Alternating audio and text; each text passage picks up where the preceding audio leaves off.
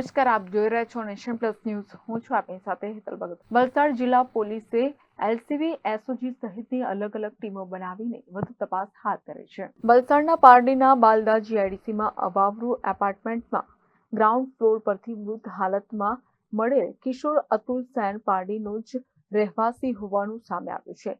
કિશોરનો જન્મદિવસ હતો અને તે એક દિવસ આગળથી જ ગુમ થયો હતો. મૃતકના પિતા અને કાકા શોધવા જતા અવાવરૂ બિલ્ડિંગમાંથી શંકાસ્પદ હાલતમાં તેનો મૃતદેહ મળી આવ્યો હતો. હત્યાની આશંકા પોલીસે પણ એ જ દિશામાં તપાસ હાથ ધરી હતી. આ ઘટના બનતા જિલ્લા પોલીસ વડા સહિત પોલીસ ડીવાયએસપી, પીઆઈ, એફએસએલ સહિતનો કાફલો ઘટના સ્થળે પહોંચ્યો હતો. સમગ્ર ઘટનાની ગંભીરતાને લઈને પોલીસે તપાસનો ધમધમાટ શરૂ કર્યો છે. જિલ્લા એલસીબી, જિલ્લા એસઓજી અને પારડી પોલીસની અલગ અલગ ટીમો તપાસમાં લાગી છે. પારડી પોલીસ સ્ટેશન વિસ્તારના બાલદા ગામમાં જે અવાવરૂ બિલ્ડિંગ છે એ બિલ્ડિંગમાંથી ગ્રાઉન્ડ ફ્લોર ઉપર જે લિફ્ટનું ડક્ટ હોય, અવાવરૂ બિલ્ડિંગનું લિફ્ટનું ડક્ટ જે તે સમયે બનાવેલું હોય, લિફ્ટનું ઓપન ડક્ટ છે એમાંથી એક શંકાસ્પદ હાલતમાં ડેડ બોડી મળી છે. જે ડેડ બોડી મળી છે એની આઈડેન્ટિટી થઈ ગઈ છે. એક માઇનોર છોકરો છે એની આ ડેડ બોડી છે.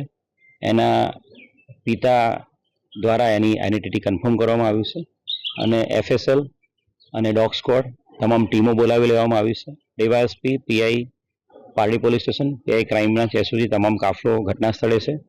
એફએસએલની ટીમ દ્વારા તમામ તપાસ કર્યા બાદ બોડીનું પ્રોપર પોસ્ટમોર્ટમ કરવામાં આવશે અને જે પણ કારણ આવશે એના આધારે આગળ ગુનો દાખલ કરીને તજવીજ હાથ ધરવામાં આવશે. પ્રાથમિક જે લાગે છે એ પ્રમાણે એની પર બોડી પરથી ઈંટો એની પર મળેલી છે અને જે અવાવરૂ બિલ્ડિંગમાં છે એટલે કદાચ અવાવરૂ બિલ્ડિંગમાં કોઈની સાથે આવેલો હોય અને પછી કંઈક માથાકૂટ થઈ હોય એવું શક્યતાઓ જણાય છે. પણ આગળ ક્રાઇમ બ્રાન્ચ દ્વારા અને પારડી પોલીસ અને પીઆઈ દ્વારા તપાસ હાથ ધરવામાં આવી રહી છે. Report nation plus news Valsad. સમાચારોના સતત અપડેટ મેળવવા માટે અમારી નેશન પ્લસ ન્યૂઝની યુટ્યુબ ચેનલને સબસ્ક્રાઇબ કરો, બેલ આઇકન દબાવો અને જોડાયેલા રહો ફેસબુક, ઇન્સ્ટાગ્રામ અને ટ્વિટર પર.